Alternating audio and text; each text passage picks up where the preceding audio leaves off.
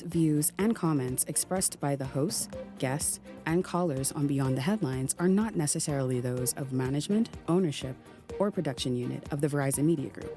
Beyond the Headlines is a production of ILTV Studios and cannot be reproduced or represented in part or entirety without express written permission of the Verizon Media Group. Beyond the Headlines is the intellectual property of the Verizon Media Group. Copyright 2021.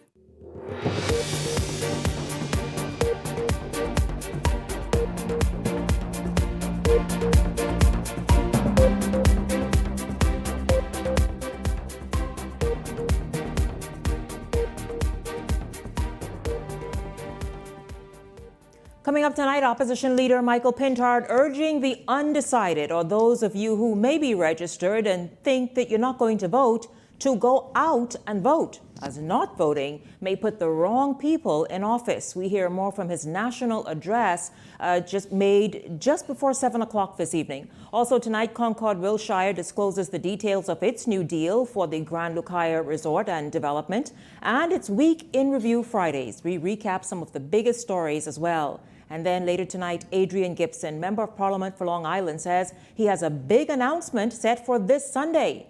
And we lighten the mood just a tad. It's fresh off the campaign feed. This is Beyond the Headlines. Good evening. I'm Shanique Miller. Great to have you along this evening. Opposition Leader Michael Pintard delivering a national address just moments before 7 o'clock. He calls out ineffective governance by the current Davis administration and spoke to several national issues, including healthcare, immigration. He appealed to the electorate to make the right choice, noting that for more than 5 years, he says the government failed to keep their promise and wasted the time in office. He called on all Bahamians to go out and vote on May 12th and says staying home will put the wrong individuals back in office. And this government's judgment day has arrived. This government had every advantage, more than $1 billion in new revenue, a global economy coming back to life. They had the resources, the mandate, and the time. There was no pandemic or major hurricane, no natural or man-made disaster. Under this government, the basics of a decent life became harder to afford every single year they were in office. Working people are working harder, falling further behind. The dream of owning a home in the country you were born in, this government made it feel impossible. On election day, you get to speak in your own voice and be heard. But this election is not just about what we are voting against. More importantly, it's about what kind of Bahamas we are voting for.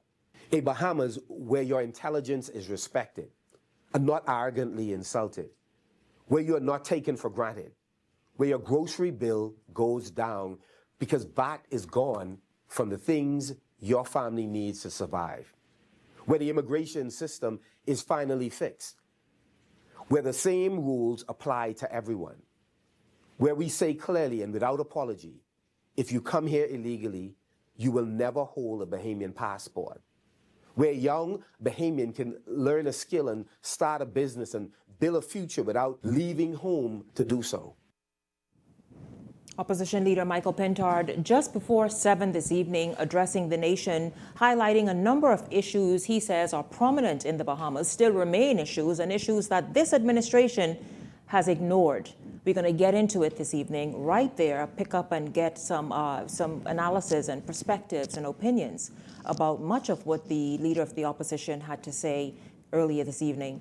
Joining me this evening is Leslie Miller. Good evening to you, Leslie, and Ellington Ferguson. Ellington, good evening to you as well. Welcome to Beyond the Headlines, you both. Good evening, Shanique. Good evening, Bahamas. You heard the Leader of the Opposition in his national address, just under 10 minutes, highlight a number of key areas. The cost of living, inflation continues to be an issue he highlighted. He also talked about immigration and this government being very sloppy when it comes to issues of citizenship and many other areas, healthcare as well.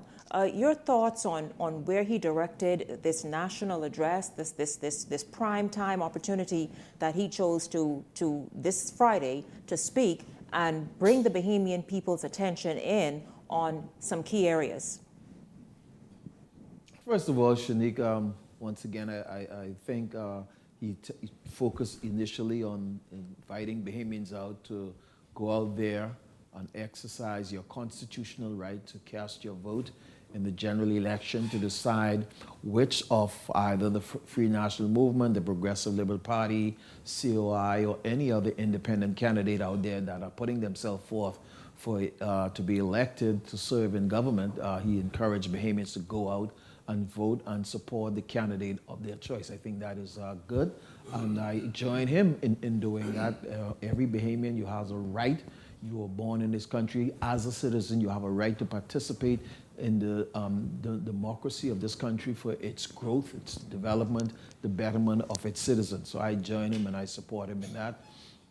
I also support him in something he mentioned about in immigration, that persons that comes here illegally, I don't think you should ever be fast-tracked to Bahamian citizenship in the manner that we have done in the past. I think we need to go take a route of residency or something of that sort. And then as the next generation come along, then we probably do different. But yes, we need to take those things into consideration. The government have mentioned about some... How many people are we talking about that have had their citizenship fast-tracked, who came here on a sailboat, who came here on a sailboat, or even walking through the airport right now?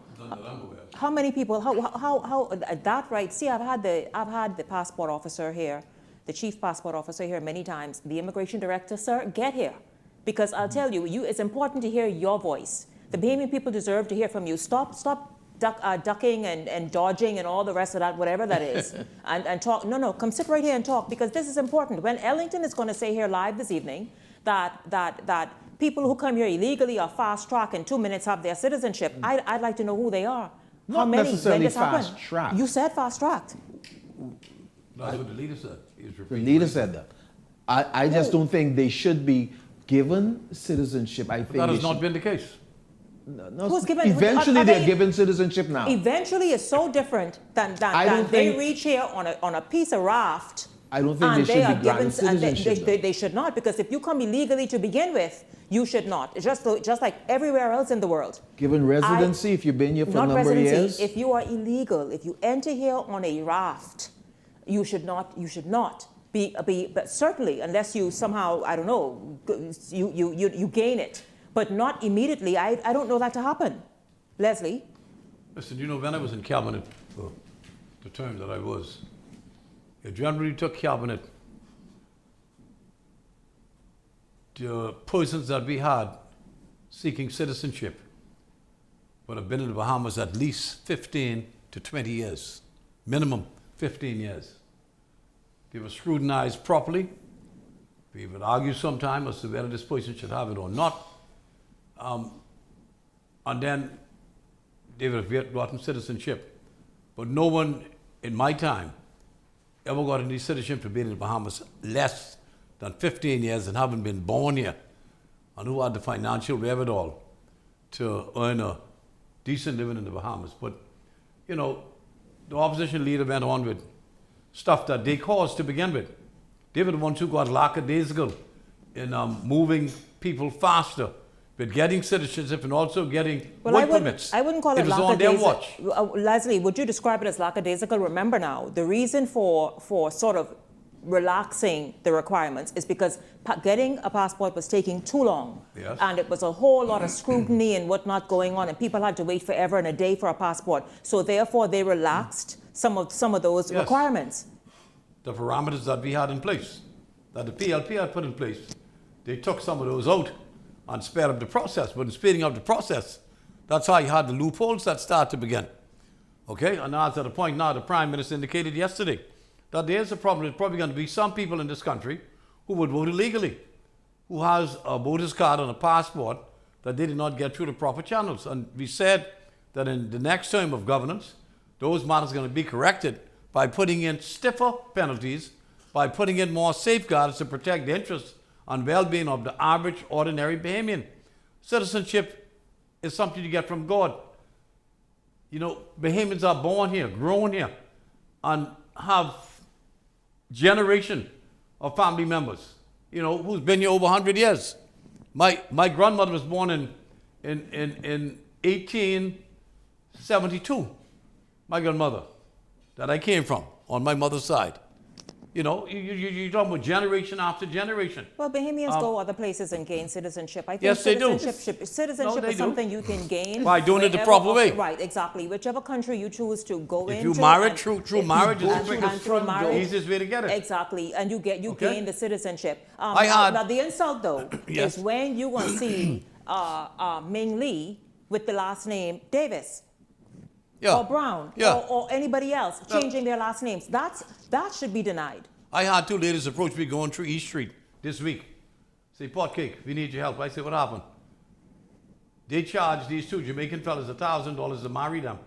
The fellas give them $500 and they ain't get the balance yet. So they raised hell. They didn't mind the marriage. They want the balance. Hold on, the Jamaican guys approached them. The Jamaican guys approached them to get married. And they got married. And they charged them $1,000. So they only charged them $1,000. Y'all only charged $1,000. The guys give them $500 each, and they ain't see them no more.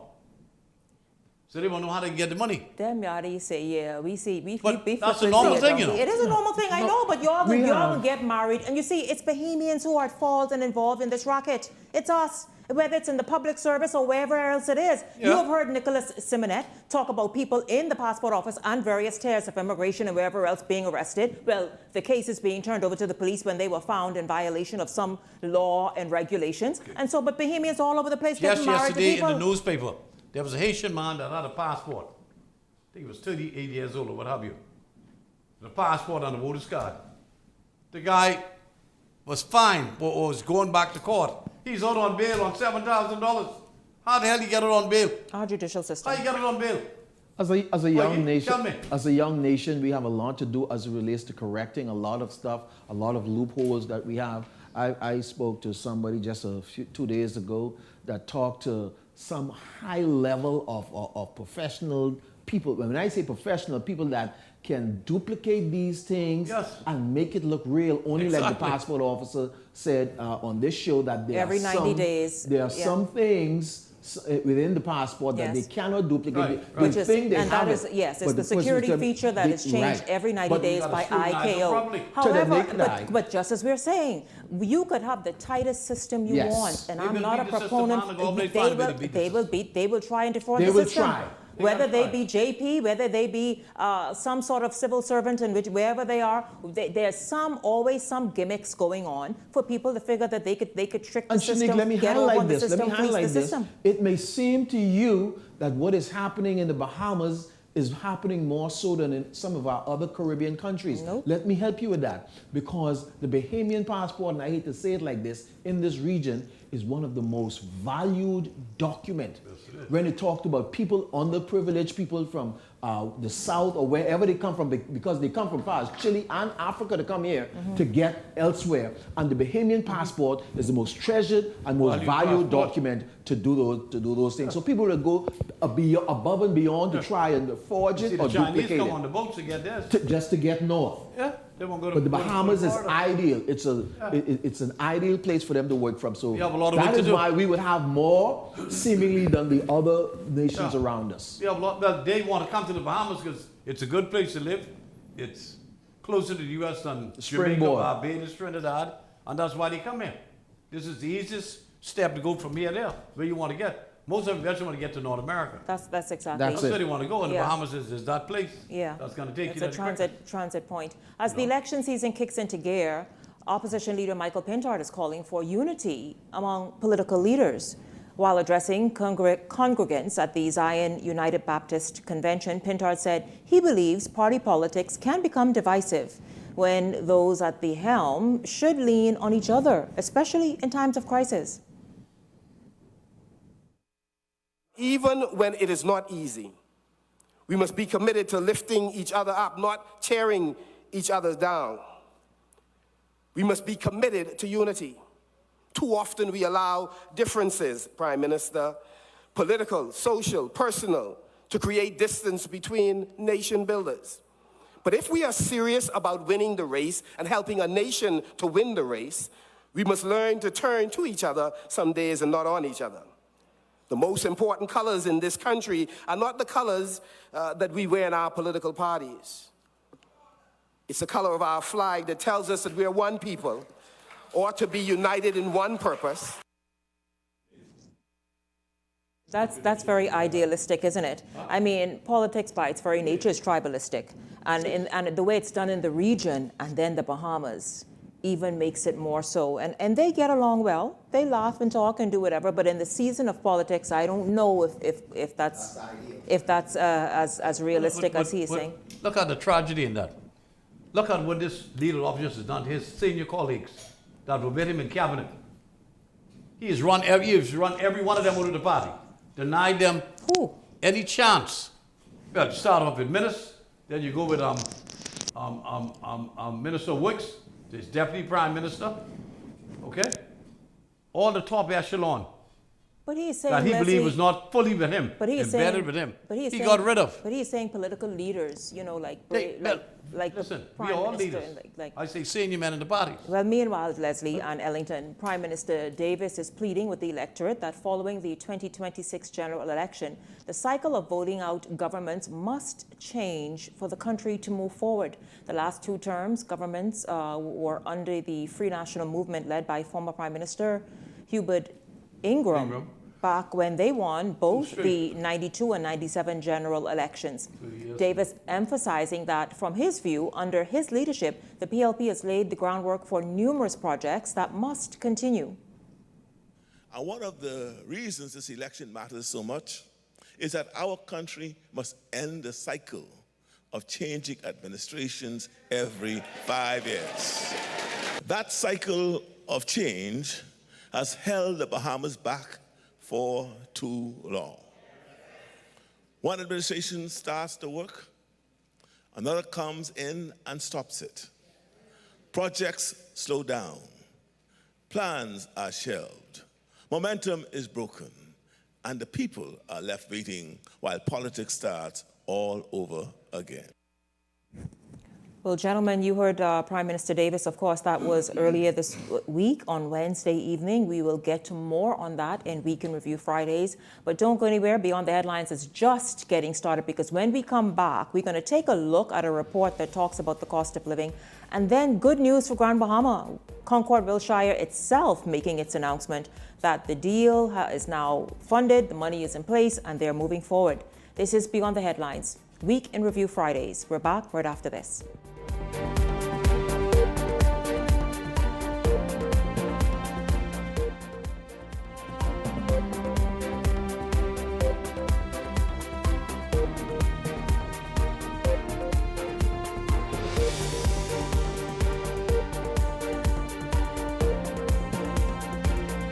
Hey, it's your boy Charlie Bahama here at Superwash, Superwash's newest spokes model. And I'm here to tell you about Superwash's large capacity washers and dryers for all your big loads. I know I see that Charlie Banana coming here just now. Luckily, it's also big enough for me to hide it. I thought he was right over here where these large capacity washer and dryers is. They're big enough now to handle your big loads, you know. Yeah, like your comfort on your blanket. But just look at us. Somebody forget to turn on the dryer. Oh, stop!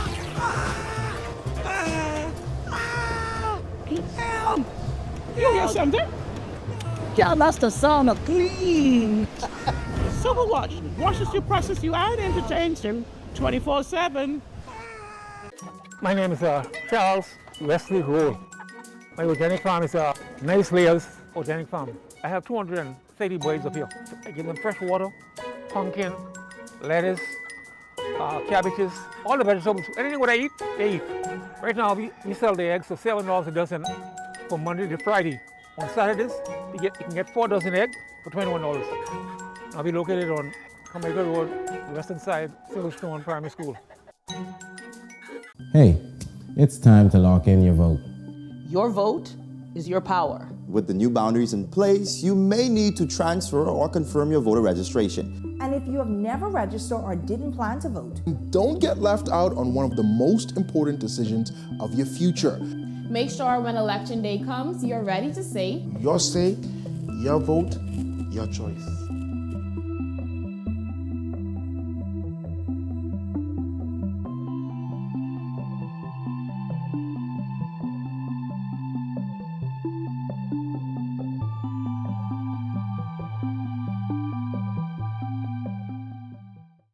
race to 2026 is heating up, and the nation's voice is louder than ever.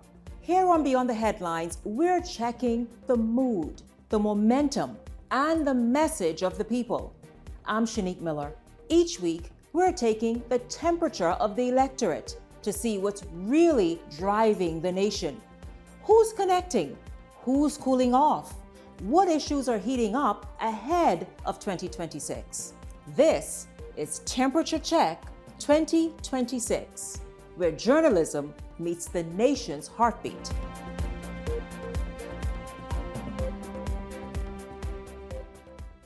Play for fun, not for funds. In the Bahamas, we play hard, but we live smart. We love a little competition. A little excitement, a little thrill. And at Idle Luck, gaming is all about entertainment. Shared moments, celebrating the wins, and enjoying the experience. The key is simple. Play for fun, not for funds. When you set a budget before you start, and know your limits, you stay in control. And when you're in control, the game stays what it's meant to be. Fun. So play for fun, not for funds.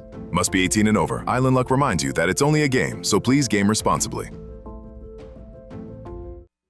This segment is brought to you by EV Motors Fleet Sales Division. For 2026 commercial vehicles, call 821-2403 today.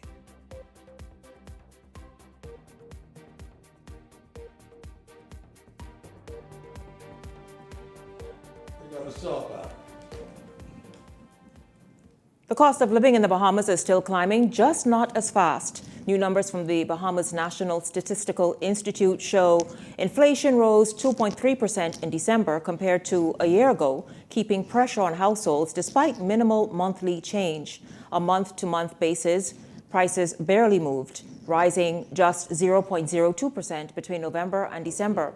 But that small shift doesn't tell the full story.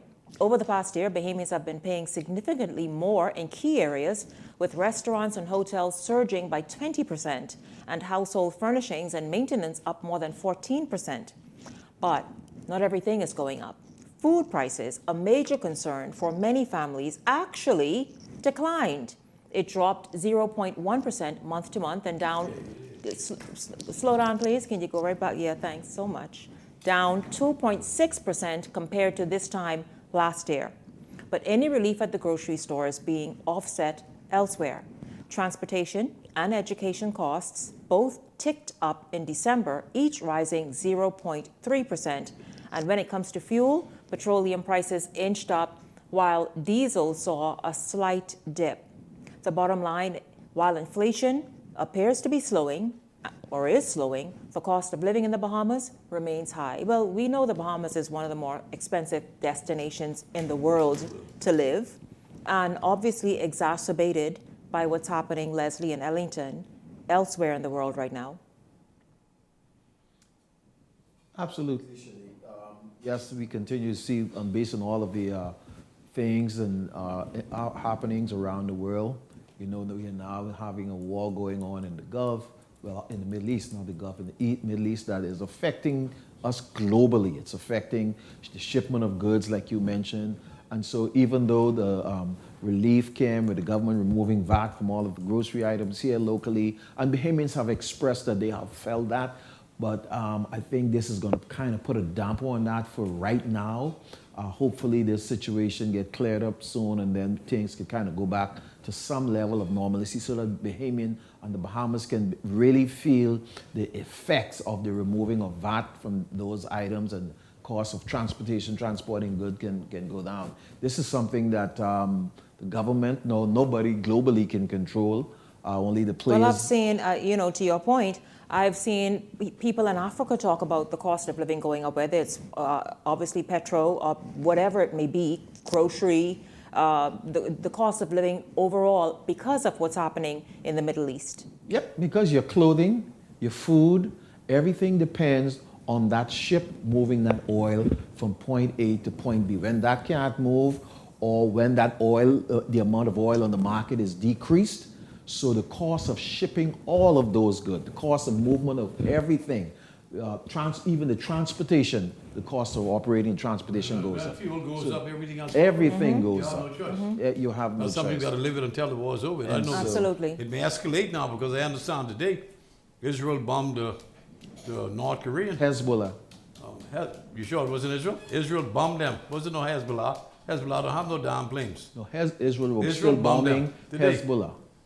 No, they bombed the North Korean embassy And that is why, in Iran. And that is why, Leslie, as you said, and Ellington, we've got to tighten our purse strings. Absolutely. You know, I'll tell you the truth, because as long as that war goes on, then the price of everything is just out of control, really. Meanwhile, you all, here's some good news, and this is great for our economy. A stalled deal surrounding a hotel that has emerged as a key political flashpoint, seemingly making inroads. And it's a pleasant update for the nation's leader, who suggests that this was long overdue. Jose Etienne picks up the story from here. Prime Minister Philip Davis leaving no doubt on how he truly felt about the status of the deal he struck with United States-based developer Concord Wilshire almost 1 year ago for the redevelopment of the Grand Lucayan Resort. I was a bit frustrated for quite a while because movement was slow, but as I always said, patience is a virtue that brings success. Quite a change in tone from the nation's leader, who previously dismissed growing doubts on whether or not that deal for the hotel that government, stakeholders, and residents alike say is critical to Grand Bahama's economy was yielding results. Now, Davis is seemingly breathing a sigh of relief given that Concord and CTL Maritime, the developers behind the project, have signed a new agreement laying out key commercial elements of the project, including a Mediterranean shipping company beach club, a second cruise resort, and a casino marina complex. Concord has been working on this project. It doesn't happen overnight, and I'm pleased to see the progress he's now making. While this latest announcement points to momentum surrounding the hotel, Davis's frustrations with what he called slow movement on the transaction arguably adds weight to claims from well-placed sources that the deal was dead for about 4 months after the developer failed to secure financing for its business model. So critics might ask, did the original deal collapse? That question remains unanswered, but Concord noted that Site 3 will be developed into a second Ancient Waters cruise resort designed to accommodate additional major cruise line passengers.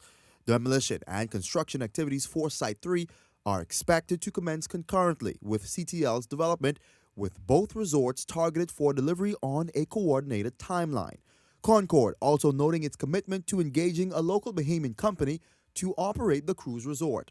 On Site 4, Concord plans to develop a mega yacht marina and an integrated casino resort. Jose Etienne, Eyewitness News.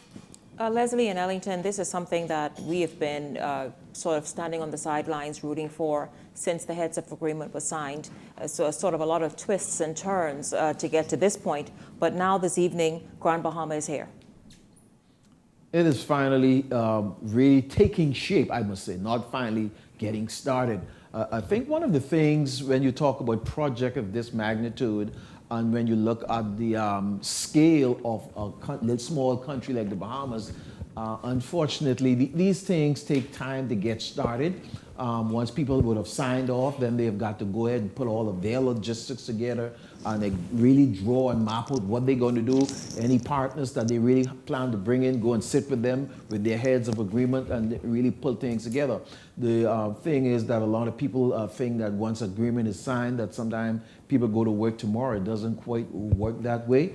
You don't see the building, people was getting frustrated because they wasn't seeing no renovation work going on, no building being torn down, but the people were working all along and putting their things together.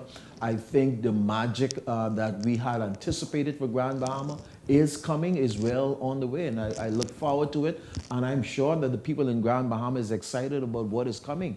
It is very much in the making, and it's going to be good for Grand Bahama. I'm happy to hear and see their plans. I think we should all thank God for MSC on putting together this situation with Concord. MSC has the financial capability to get the job done. I trust that Concord and this deal would go through on behalf of the people in Grand Bahama and the Bahamas as a whole. I am, just like many skepticals in the country, I had my own personal views on it. It's now going to happen. Look, it's happened because you have a company of the magnitude of MSC that has the financial capability to get it done.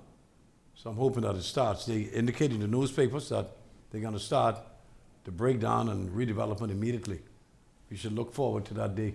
All members will be happy when that time comes. Absolutely. Look forward to it. Absolutely, gentlemen. Meanwhile, gentlemen, this Wednesday, the House of Parliament dissolved. It's an indication that election is near. Of course, we know the date is May 12th. But one individual who did not have her way because she protested and went out to Bay Street to ask the Prime Minister to, I guess, change the date of the election is Ali McIntosh. We talked about this, but your thoughts about the dissolution of Parliament, and then of course, Ali, I'll tell you this, laugh as we might, and we might have just had a funny moment earlier this week, but the thing about it is, Ali is one person who has maintained and maintained her beliefs and showed up, even if it's just a one-woman band, to show that she believes in her convictions and she is going to stand by them. Your thoughts? Can we let Glenn Roy respond first? Oh, Glenn Roy is not on tonight. Okay.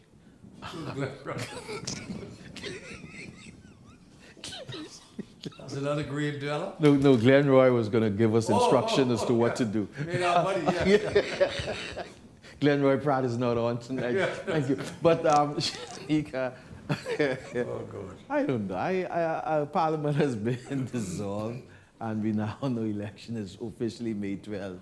I think it was just a total waste of, it's just, I almost hate to say anything about it. It was a waste of time, and I think Ali should kind of find there's more things to deal with as it relates to going into the general election, and some more pertinent things, some more pressing things, well, rather than I wanted to really know a particular date. Right, what our party is doing, because, as you all know, she's contesting Anglerston. How is her campaign looking? What is her organization doing? How are they out there canvassing the people, the Bahamian people, to get their votes? Party, campaign. Interesting words. Anyway, you know what? Leslie have more to say. I would place a better bet now. That her entire party don't get 500 votes. I'll give them $5,000. How about that? Come on, please, let's get real. Please, election is a very serious thing, Parliament prorogued yesterday. We are now heading into a general election that is going to affect the lives and livelihood of all Bahamians and those who live among us. This is serious business, man. And I don't want to trivialize an election. And I would trust that all those parties, the CIO and the others, would come forward and put their best foot forward and try to make a difference in our lives. We all know that the races between the PLP and the opposition FNM, CIO is in the race, and the other parties in the race. COI. COI, I thought CIO, whatever it is. What if all of these third forces, the Ali McIntosh and the Lincoln Bain and whoever else out there, if your thing, the FNM and the PLP, is so terrible and ridiculous, why can't y'all band together? All of y'all have the care and concern for the country. Band together and make something sensible happen. Everybody splintered. Everybody want to grab a piece of this power. Everybody want to be leader. Just the same as you describe the politicians now. Grabbing for power is just about the power. The power. Everybody want to grab that seat. Why can't y'all come together in a cohesive manner? If all of them join forces, the general election together. One seat in Parliament. If they join forces. It's me, myself, and I. Well, gentlemen, also Wednesday, so that happened Wednesday morning. Well, Wednesday evening, the Progressive Liberal Party unveiled its blueprint for progress, outlining what it plans on doing and the vision for the country should their party be re-elected. Linton Ritchie Jr. has the story. Promises filled the air at the University of the Bahamas on Wednesday night as the Progressive Liberal Party launched their Blueprint for Progress, the way forward for the country if re-elected at the polls. Issues plaguing the nation, such as the acquisition of fraudulent documents and immigration, were addressed, with the government committing to implement stiffer penalties and systems to grip illegal migrants. If you facilitate passport fraud or document fraud, you will face mandatory penalties of up to 10 years in prison or fines up to $50,000 or both. We will procure a national biometric immigration system and deploy biometric e-gates that flag prior deportees and multiple identity fraud with overstay alerts triggered within 48 hours. And despite government stripping away full medical coverage for the dependents of those in uniform branches, officials are set to on-stream a new benefit along with legislation to protect those most vulnerable. We will introduce legislation to deal with elder abandonment. We're also moving forward with extending health insurance coverage to all public servants, including contract government workers. Building on the promise of affordable housing and making home ownership a reality, PLP candidate for Fort Charlotte, Sabas Bastian, pledged that government will accelerate their efforts. We will have a social acquisition program that will purchase, rehabilitate distressed homes, abandoned properties, and bring them back to the affordable housing pool. We will create a residential tenancy authority with the power to inspect, enforce, and ensure compliance.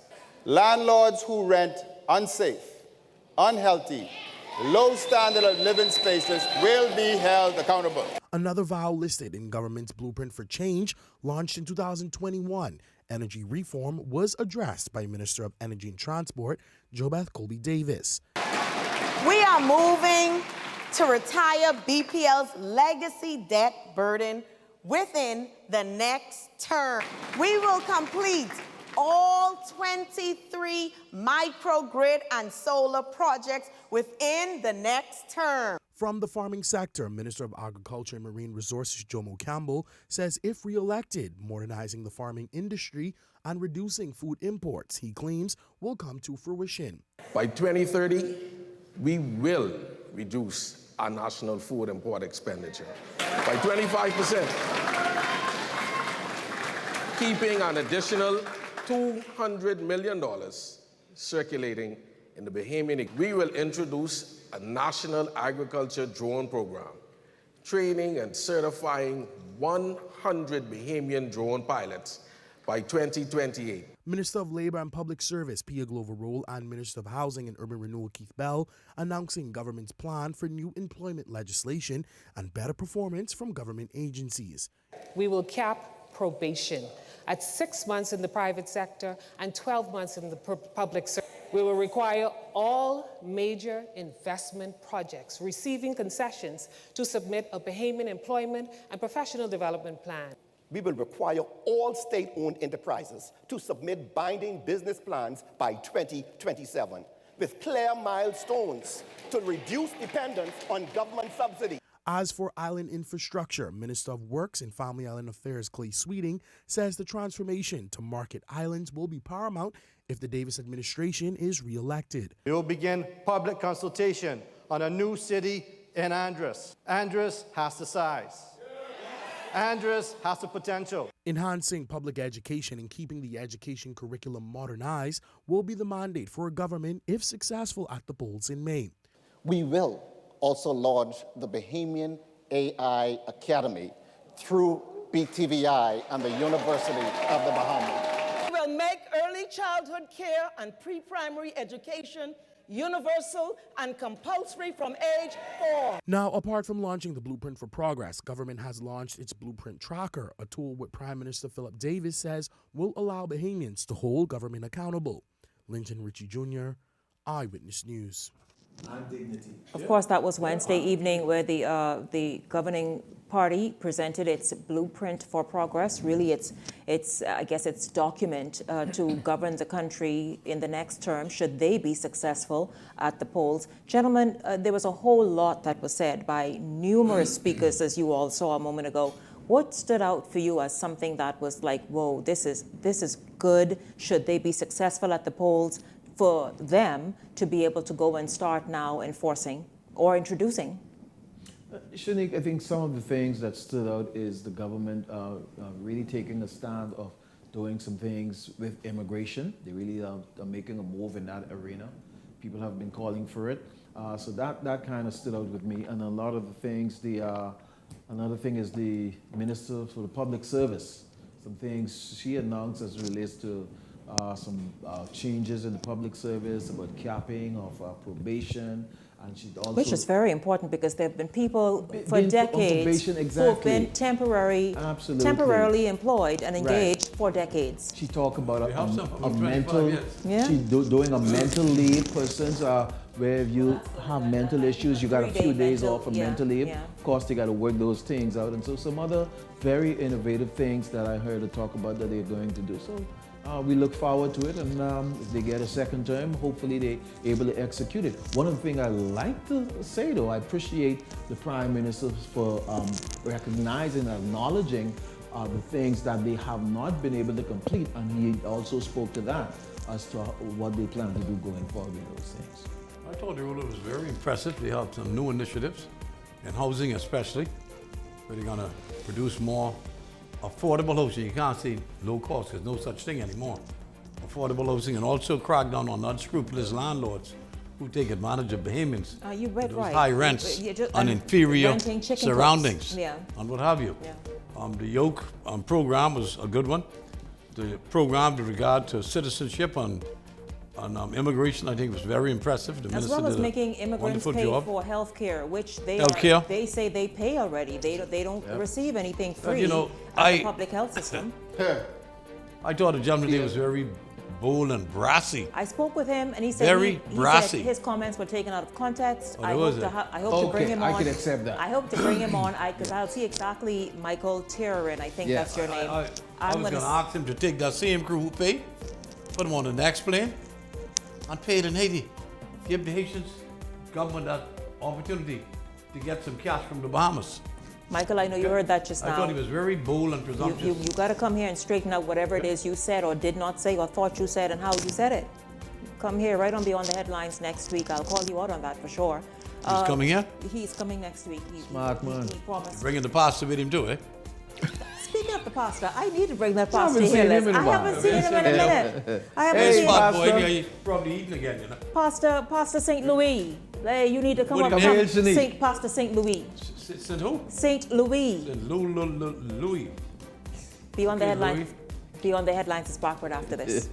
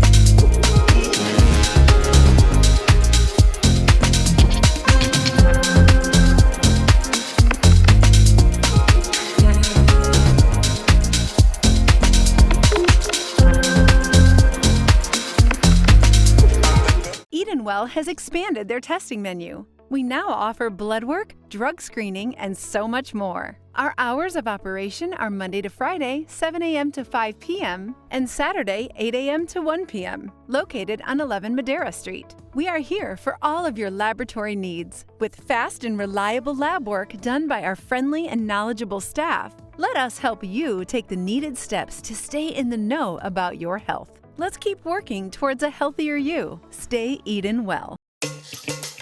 Wealth should not only belong to a select few. At InvestStar, we believe the door should be open to everyone.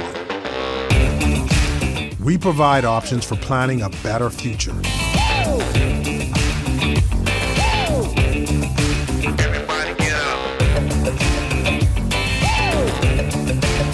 Our investment funds are designed to assist you in reaching your long-term financial goals.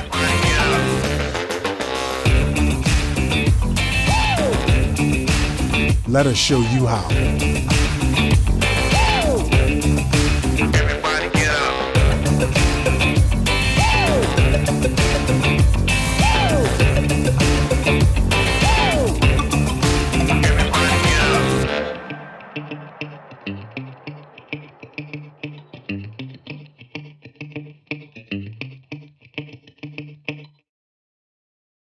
So you want a space. But not just any space. You need something with a little more potential. So how about 1,000 square feet of room to play with? Superb audio and video production capability, digital LED wall, full lighting grid, and about 124 seats to accommodate a full studio audience with so many other features. Make us your home for your next concert, conference, and so much more. Honestly, the possibilities are endless. Here at ILTV Studios, we'd love to bring your next event to life. So what do you say? Do you want our space?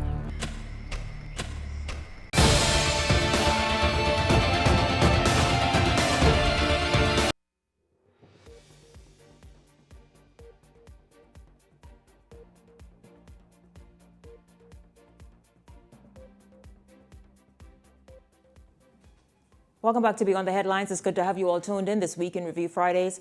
Long Island Member of Parliament, there's been a lot of speculation about what he intends on doing, whether or not he will run.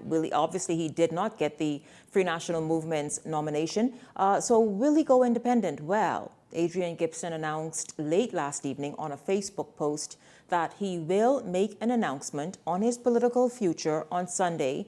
There is that post right there. It says, Long Islanders, it has been an honor and a privilege to serve my home community. I'll be making an announcement this Sunday. Stay tuned.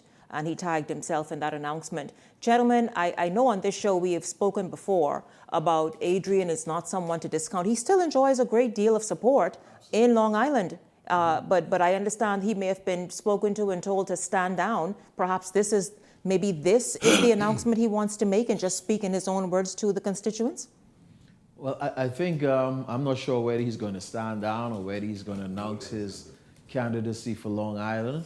But I know Adrian Gibson to be a formidable opponent in the House of Assembly. He's very, very aggressive. And so I'm not sure whether he's going to go with the party or whether he has decided with the backing of his supporters in Long Island that he's going to give it a run. Adrian Gibson have alluded before that he do intend to run as Member of Parliament for Long Island as a candidate. So it remains to be seen. It's interesting now that he's coming out at this juncture in the game to state whether he's that he's going to let us know. So we'll see what happens. I've been informed by reliable sources that he is going to run as an independent. He will announce it on Sunday. He has a good amount of support in the island. Mm-hmm. Did a pretty good job while he was there as an MP. And he feels that he should carry on. So we shall see what is going to happen in his press conference on Sunday. You good? Excuse me. I need some water. You guys, Rashad McPhee, please bring some water in here for Leslie. Again, as a sitting Member of Parliament, I can't see why with a Member of Parliament that has done such a good job, that still has the goodwill of the people of Long Island. I can't figure that one out. He's embroiled in that situation in the courts. He's an embattled Member of Parliament. Still in courts today. He's an embattled Member of Parliament. But they have other issues that might come up too, and they ain't dealt with that. Well, what about Leroy Major, gentlemen? Let's come off the F&M forum. Let's go to the PLP. Leroy Major, the sitting Member of Parliament for the Progressive Liberal Party in the Southern Shores constituency, has announced this week as well, right on Wednesday, a lot happened on Wednesday, that he will contest the seat as an independent candidate. Your thought, first of all, what caused him to be in the position that he is in, that he finds himself on the outs with the party, that he could not secure the nomination for re-election? And now, do you think it's in his best interest to be independent or run independent at this time? I think the Progressive Liberal Party didn't feel that Leroy Major was the best fit for Southern Shores. The members of the constituents of Southern Shores didn't feel like they want to go with Leroy Major's second term. There's been a lot of reports about him to the party leadership, and the party just made a decision. It's unfortunate that Leroy Major think that he's all that now that the party has decided not to run him, to figure that he could go in there and run as a candidate and win. It's foolhardy to think that he could be successful in Southern Shores. It's very disappointing. And sometimes these young men and women go in there and they walk up in Parliament and their head gets swelled very, very quick. And I think this is a case here with Mr. Leroy Major, unfortunately. I think he's going to embarrass himself, further embarrass himself, I should say, especially as a member of the cloth, as a pastor of a church. It's going to be very dismal for him in Southern Shores. It's going to be very, very dismal for him. 6, 5, 1 vote. You saying that, Ellington, I understand Leroy Major is still popular in Southern Shores. Listen, I've been in May Southern 12th. Shores. Dave and I have been in Southern Shores now for the week. In fact, we went there last night till about 8:45 and this evening before I came on the show. Some of my old area makes up about 50% of Southern Shores. And in fact, we saw Mr. Roberts and his crew on the road too. Leroy Major will not get 300 votes for the whole entire election. Wouldn't happen. He's going to get wiped out. His ego is too big. And the guy is a pathetic liar. You know, and people are so tired of him making promises that he had no intention of keeping. For instance, there's a park in Sunset Way, small little area, small park. We were going to repair the park, and he said, no, he's going to do it himself. Went in there on Wednesday, nothing at the park. Now we have to get the Honourable Member of Parliament and the chairman of Beach and Parks to have it done by next week, Friday. The park will be completed. He makes a lot of promises, but he never came through. People are waiting for him to come back as an independent. He can get the surprise of his life, and reality is going to set in pretty quick come election day. If not before then. I suspect that he will not nominate within the next 2 weeks. If he continues to go in the area and really see how the people feel about him, he will bow out of the race. I guarantee that. Quite interesting, quite interesting. Well, of course, as you all know, in the last few moments of this show, we have introduced something called Fresh Off the Campaign Feed, where we go and I just absolutely search and investigate and look and see what many of you are doing on the internet, because the internet factors strongly into this election campaign. It's not just here in the Bahamas. It happened in Jamaica, it happened in Barbados, it happened in the United States. And so we said, let's see what our candidates in this 2026 general election are doing. Some of it funny, some of it informative. Let's take a look and see what the guys in the back have first. Be outside. You all ready?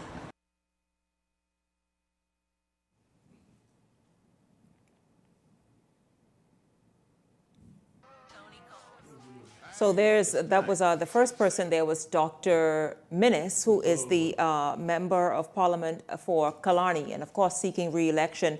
He is having a launch tomorrow, on Saturday. So I think he must have been kind of giving an invitation to that. Now let's move on, guys. Hey, it's time. Safe to say I'm the biggest, the largest. Hey, it's time. Safe to say I'm the biggest, the largest. Of course, Prime Minister Davis getting in on all the social media shenanigans, really. Obviously, that was perhaps in the lead up to him making the announcement of May 5th and dissolving Parliament. Gentlemen, your thoughts on how our candidates, Bahamian candidates in 2026, have so embraced and they're actually where the people are. And I'll tell you, if you think it's not having an impact, you should hear the youth vote and the youth participation and engagement on social media and others as well. But certainly they find it so refreshing, and they find that they can relate more to the candidates, whether they be a prime minister or somebody who is newly ratified in frontline politics. They just find it so refreshing to see Bahamian politicians be sort of endearing themselves to the public in this way. Shanique, you talk about the youth and the next generation. That is the space where they are. and to see our leaders finally being able to break through, because they talking on the radio and the TV, you don't really kind of reach the youth. But to go in those spaces, you go exactly where they are, and they're able to relate and communicate and enjoy seeing them. So I think our leaders are really getting it on. They're really doing very well. Even Prime Minister Davis, he actually had a little thing down in Bahama where they talk about this internet thing and stuff like that. So they're getting it, They're getting it. Yeah. Do we have anything else, any other one, guys? Leslie, your thoughts? I think it's refreshing and funny. You know, get a laugh out of it. Politics is serious business. But you know, it is what it is. It's good to get a laugh sometime, because come election day, some can cry and some can laugh. So, you know, it's a prelude to get your free laugh now. Yes. Yeah. Of course, we will continue this fresh off the campaign feed throughout May, right up until May 12th. And whatever is interesting, whatever my team looks at and sees and decides that we're going to go and talk about and have a good laugh at or be interested and engaged in, that's what we feature here on Fresh Off the Campaign feed. I thank you all so much, Leslie and Ellington, for being here this evening. It's really been awesome hanging out with you both. Of course, a big thank you to all of you for hanging out all week long, including this evening, for my entire team. Chance, you did stick to that 9 o'clock, didn't you? For my entire team here on Beyond the Headlines, I'm Shanique Miller. Everybody have a blessed weekend. Look forward to seeing you right back here on Monday evening.